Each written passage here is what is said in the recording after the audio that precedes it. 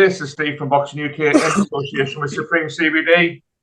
The bounty hunter is back, Michael Hunter. I know it's 6 o'clock in the morning over there, but wow, you've woke up with some news this morning.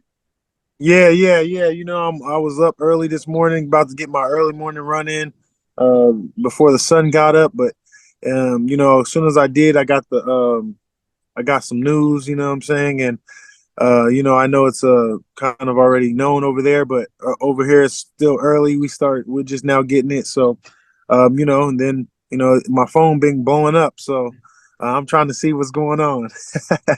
Yeah, I can read the statement exactly to you, Michael, just to get your very, very early thoughts on that. It basically, you've been training with Anthony Joshua in camp for this fight, haven't you? So you're on the inside for this one. Yep, for the whole month. Yeah.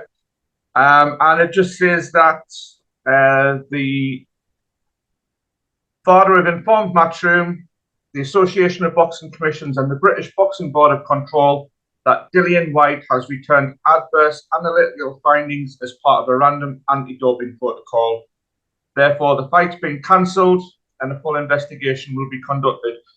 Just your thoughts on that, Michael, initially, because obviously you'll know your thoughts. How will AJ be feeling after this? I mean, 3 strikes you're out. I mean, you know, we've crucified some people, you know, some fighters for popping one time, you know what I'm saying? So, I mean, you know what I'm saying? And Dillian should be no different, you know what I'm saying? I don't know what the situation is, but, you know, to be caught 3 times and, you know, just to paint the narrative that they do, you know what I'm saying? You know, it's bad for boxing as a whole. And I think the fans lose out on this one. So I know the fans are going to be a little upset about this or really upset about this. Obviously, especially the English fans, because, you know, this is basically like a homecoming fight. You know, I know even though he's fought at home, but, you know, this is like a home staple fight for the English people. So I think it was a really bad look on Dillian. You know, I know he's going to try to fix it. And that's one thing that he does do good at, fighting, is fighting those USADA battles or UCOD. So yeah. You've been, like I say, you've been in camp with AJ, Michael. I'm assuming, has the camp and the sparring and everything been very much tailored to Dillian White's style? No, not at all. He actually hasn't fought too many people like Dillian, maybe similar height, you know. I think a lot of like me, obviously, I'm not really you know, Dillian White tailor made. You know, there's a couple other fighters that, you know, really actually none of them really fought like Dillian White, but I think it was still a good look as far as having the few different looks. You know, I think AJ really, yeah, he needs to work on, you know, the particular fighter that he's you know, getting in the ring with, because, you know, he's got to get in the ring with them. But I think right now, I think they're just trying to learn general fundamentals, basics, and adapting to different styles. You know what I'm saying? So it'll be for his overall outlook of him as a fighter. So I think that was you know, I thought it was a decent idea. You know, obviously you would get somebody that looks like Dillian White, but your whole camp doesn't need to be looking like Dillian White. So that's what they did, and he looked good. He looked real strong. He was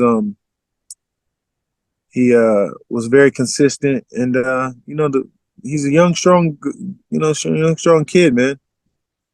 So whoever, if they go for a replacement, Michael, AJ is ready for whoever they decide to chuck in with him. And you know what question's coming next?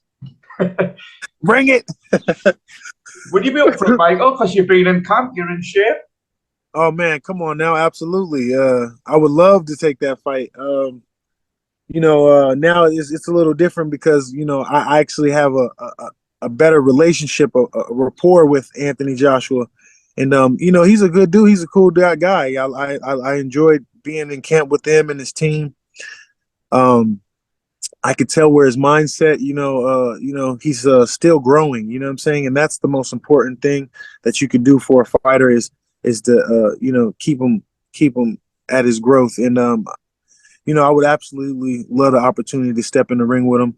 I think it would be a little bit, it would be cool now that we have a little familiar, intimacy with one another. So I think it would be a good look. I think I would bring a lot to the UK fans. And I think win, lose, or draw, that's one fight that me and him, if we fought, I think the fans win. I don't think there really is a winner or a loser unless, we perform totally bad, real poorly on both sides. But I think that,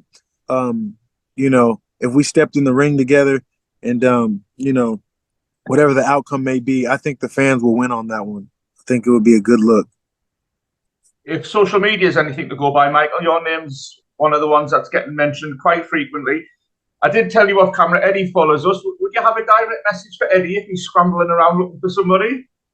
Come on, Eddie. You know where to find me, man. And you already know I'm gonna do it for the low. So let's just make this performance a good one and one for the ages. That's all I would say. Well said, Michael. And we'll just take 2% as well. Michael, can I just ask you, in your opinion, that we've just had a brilliant week with Inouye and Fulton and Crawford and Spence. Boxing was really on a high. It's taken less than a week for boxing to go back into the gutter. How big is this problem, Michael? Because this just seems to rear its head far too often. Yeah, as far as Dillian White and the whole problem, is that what you're asking? Yeah, it's a bad problem, especially when you got these type of guys like Dillian White who are supposed to be the head of the division or on the top of the division. And we've crucified people for a lot less actions. You know what I'm saying? This is the third time. 3 strikes, you're out. So I think that it's a very bad look for him and the whole organization. I know that, Eddie's, he likes to be behind Dillian White. I'm pretty sure that they have a good relationship. And, Dillian White, obviously, he's not a horrible guy or nothing, but he's obviously done some cheating. And it doesn't do us no good. So I think that, they got to nip something in the bud. They got to make somebody an example, make something happen of it. And so these things, can be a little bit more regulated, in my opinion. Last one, Michael, because I know you're dashing off for your 6:15 a.m. jog. I don't know if you've seen this morning, Billy Nelson's already been on Twitter and said that they've offered you the Bakole fight this week and you've turned it down. Can you give us anything on that? Man, we're waiting to see what's up. I haven't turned anything down, that's for sure. We'll see what's going on. It's all a business, you know what I'm saying? People got to eat. We got to make sure we have a good living. But if they give me that chance, I'm going to step in there and I'm going to give Martin Bakole all that he can wish for, baby. All that he can wish for. So we might see you in the UK soon regardless, mate. Yeah, actually real soon. I was planning on coming to the AJ fight. So, I still have a flight. I might, we'll see how that works out. But, Martin Bakole, I'm coming for you, baby. I'm coming. Well, if you're coming over, Michael, send me a text. I'll shout you a coffee for doing this interview at God knows what time in the morning. Definitely. You're a top man, Michael Hunter. It's great to catch up with you very quickly. Enjoy the rest of your day, mate. Thank you, brother. I really appreciate you. Take care, you for Michael. your time. Much love.